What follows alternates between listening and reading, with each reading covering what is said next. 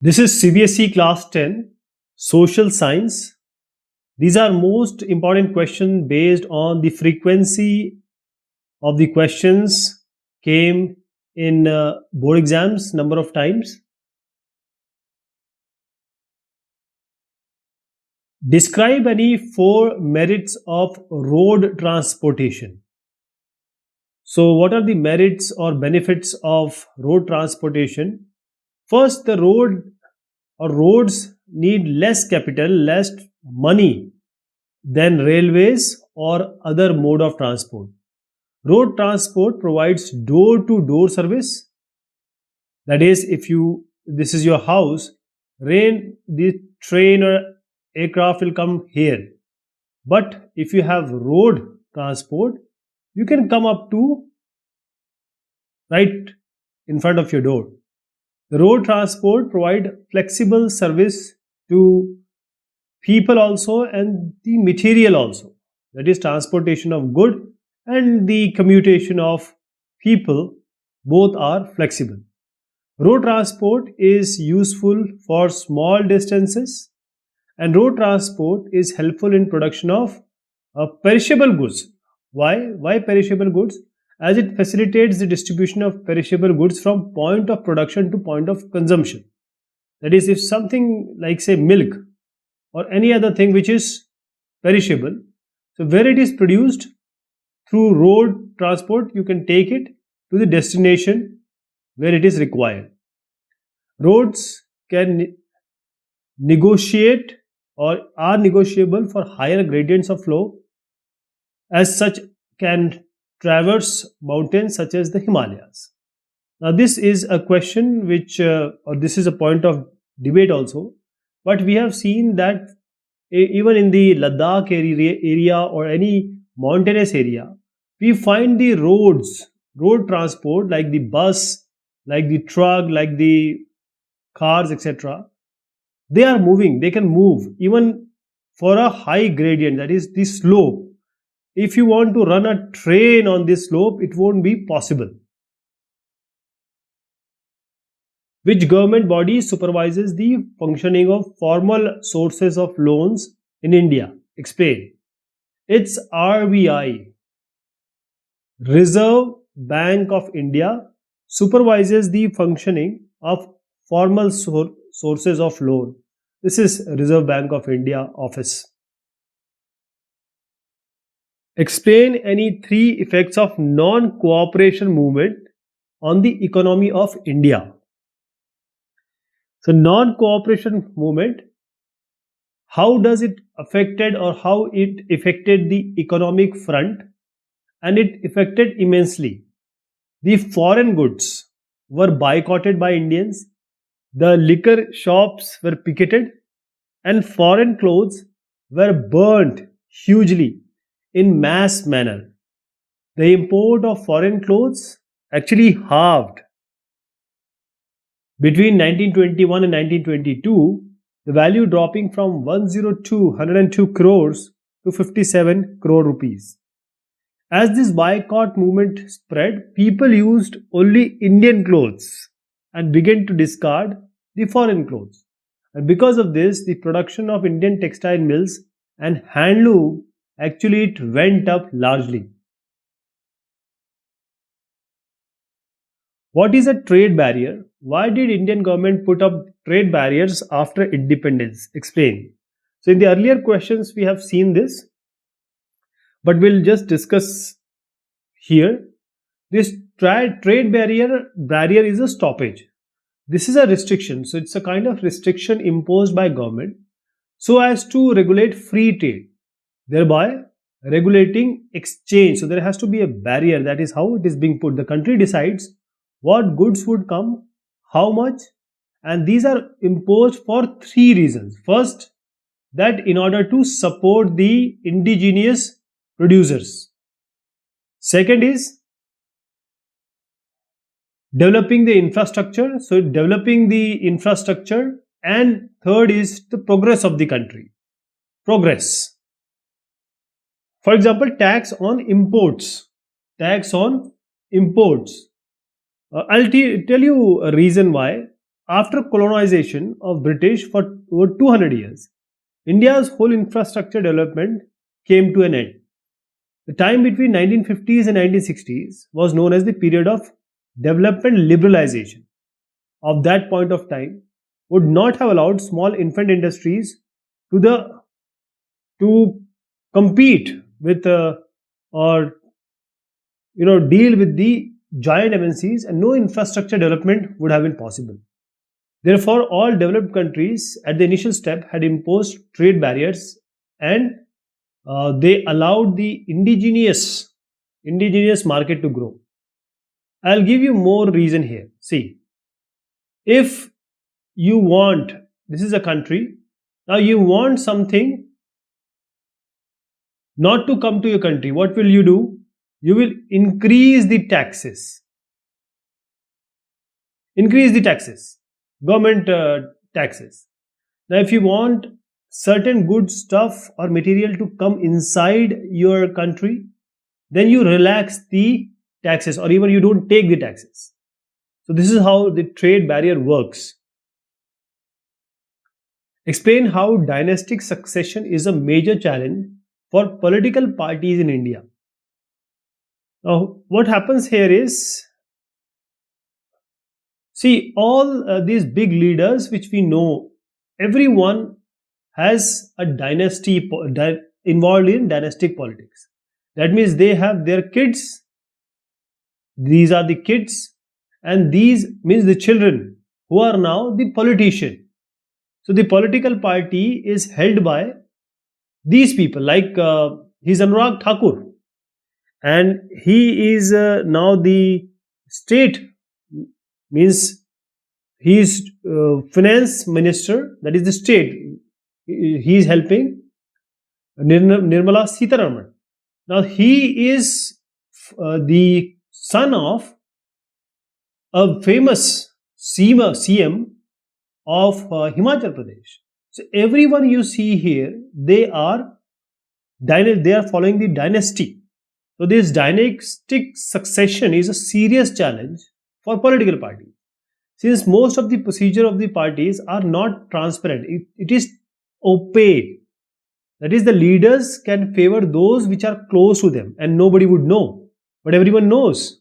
People don't talk about that, but everyone knows that these leaders are no leaders. They are actually the kids of the leaders, and they are holding the command of the party. Most of the parties have all the top members from one family. This doesn't give a fair chance to the ordinary workers, like Mulayam Singh Yadav. His son Akhilesh Yadav. Now he is now taking care of the Samajwadi Party, and most of the decisions are taken by the Yadav family only. This is a challenge to the democracy, because people with less experience or popular support can also come to power.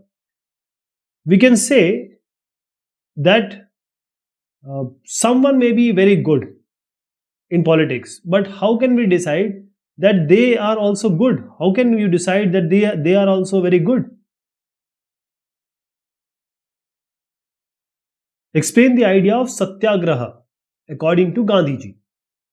So Gandhiji, when he came back to India from South Africa in January 1915, he started, because he has already done this in South Africa. So it is a novel method of mass agitation. What is the agitation? The tools are truth and non-violence, that is, no violence, ahimsa, and nothing but only the truth. So under this, if the cause was true, if you are walking, or if you are protesting, or you are doing something for the truth, and struggle was against some injustice, it did not require force to win the battle. Oppressive, that is, he had to be persuaded to see the truth, rather using force to accept it. That is, if you are true and if you are fighting against some injustice, then you don't need force, you didn't need power, you don't need anything which comes under violence. You don't need violence.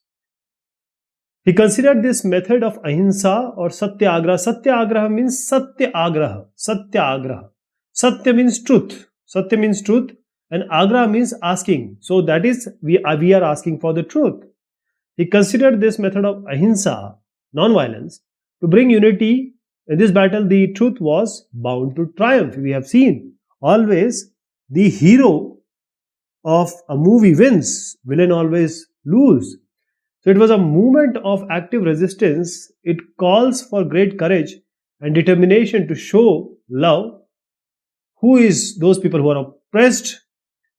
Or that is, he had to be persuaded to see the truth rather than forced to accept it. Environmental degradation has been seen everywhere. Explain any three values that can help to prevent environmental degradation. So, environmental degradation is caused by different pollution. There are different ways. We are cutting the trees. So, first is pollution, main is pollution. Then the destruction of wildlife and also the vegetation, that is one or forest, vegetation and forests. So there are so many ways these things are happening. So the step to minimize the environmental degradation which are caused by industrial development.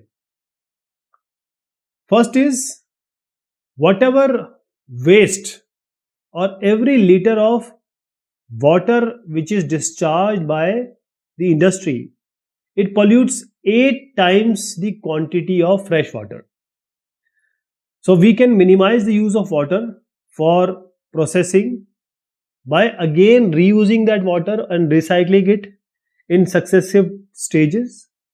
And rainwater harvesting can be done where water is scarce, so we can use rainwater harvesting kind of method. When the very hot water, especially from the thermal power plants, etc., and the effluents which are toxic sometimes, when they are released in the aquatic environment, that is rivers and ponds, they need to be treated well. And the matter which are coming in the air, this needs to be filtered by fitting smokestacks to factories with electrostatic precipitators or fabric filters or scrubbers and inertial separators.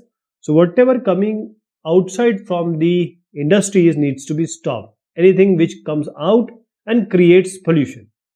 Smoke can be reduced by using oil and gas instead of coal in the factories. And machinery and equipment can be used, and generators should be fitted with silencers. Otherwise, it is creating a lot of the noise pollution. Almost all machinery can be redesigned to increase energy efficiency and reduce noise. How is democratic government known as responsive government? Explain with an example. So government or democratic government is known as a responsive government. It is responsive to the need and expectation of the citizens, because democracy means all but citizens, means only citizen is the boss, and this citizen for the country, like this, means for only citizen has chosen or elected the government, and now the government is a slave actually to the citizens. Citizens are the master. For example, the Right to Information Act was passed by Government of India in 2005, and by this act almost all citizens can have the right to be informed about the goods and services they have bought, and also what the information about what the government is doing. Government offices, they may know what is happening. And this act was passed with respect to the need of the citizen, because people wanted it. What is government doing? We want to know it. Therefore, the democratic government produces a responsive government where people can easily access the decision taken by it. And this phenomena is known as transparency. See, I'll give you a very layman type of definition, that whenever your father asks you, you always respond. Always respond. But when you ask your father, does he respond? That is, you want something which is legitimate. You don't want mobile, you don't want to go for fun. You want some book or say something which is required by you. Now your father is listening. Your father is a responsive government. You need a justifiable, anything which is justifiable.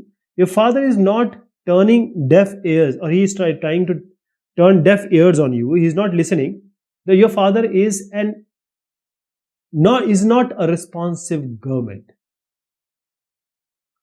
Explain any 5 social and administrative reforms introduced by Napoleon in the regions under his control.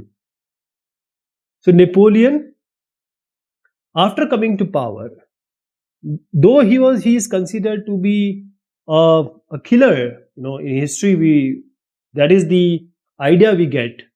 But after coming to the power, he introduced certain reforms that were quite efficient and rational also, means logical also.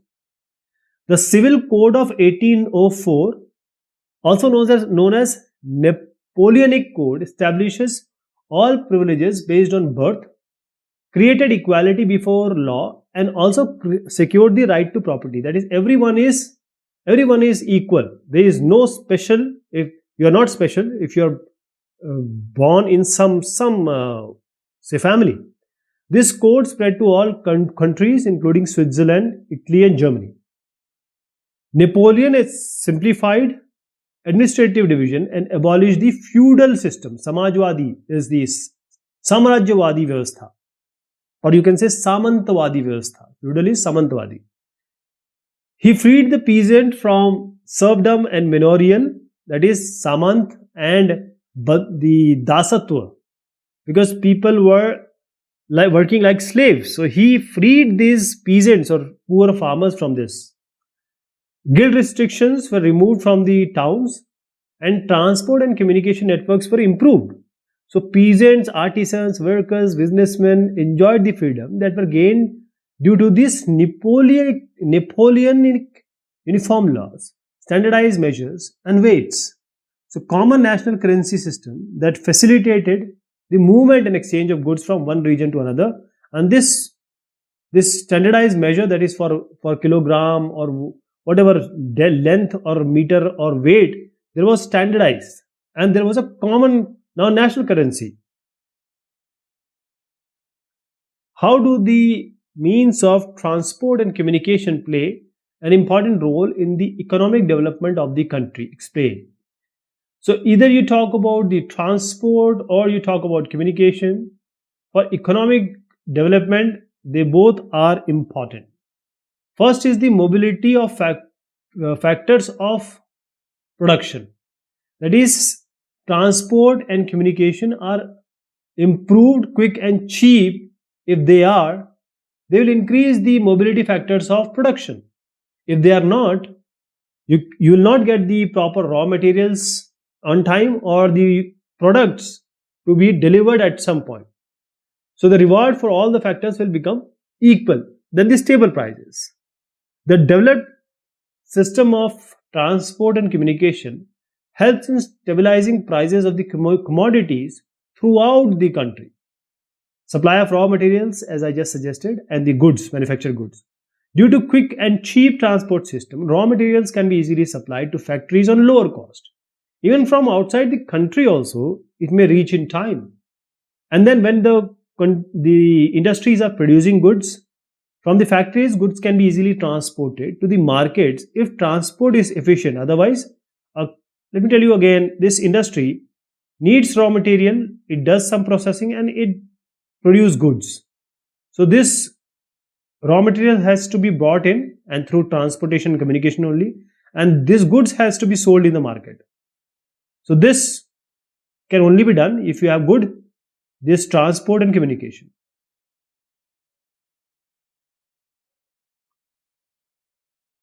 So we have explained any 3 reasons faced by iron and steel industry in India. As we know, iron and steel industry is the backbone of any country's industrial development or economical development. So Though India is an important producer of iron and steel in the world, we are not able to perform to our full potential. Why? Because of the high cost. See, the limited availability of coking coal, as the amount of coking coal is limited, the cost in India is high. Therefore, the industry faces difficulty buying it. The coal is the basic need for iron and steel industry. If it is expensive, then this industry will suffer. And the low productivity of labor, mostly we have unskilled labor, irregular supply of energy, sometimes electricity works, sometimes the power is not there.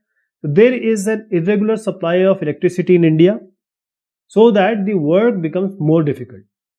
The infrastructure is not very good, poor.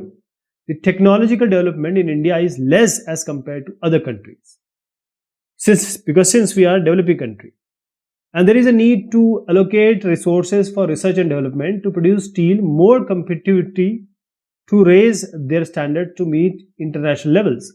So even the technological development and the workability has to be increased, and the cost of raw materials should be cheap.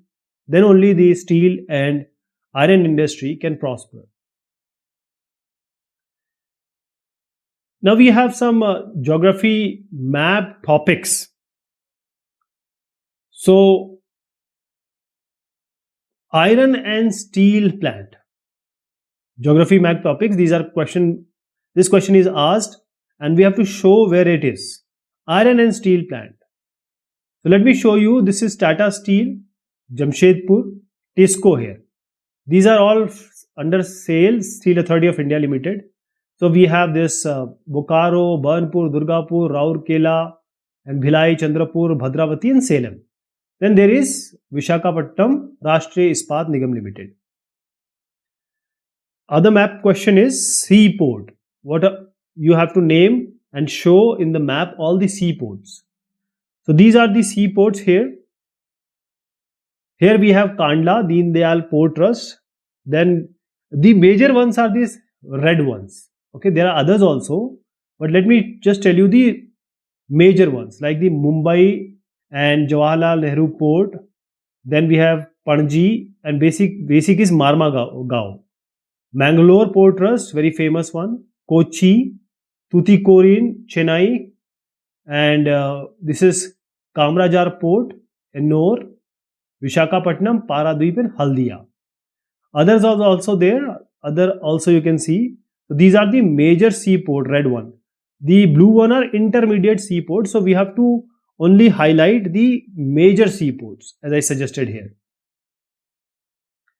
International airports, and this is recently being asked. These are the map questions.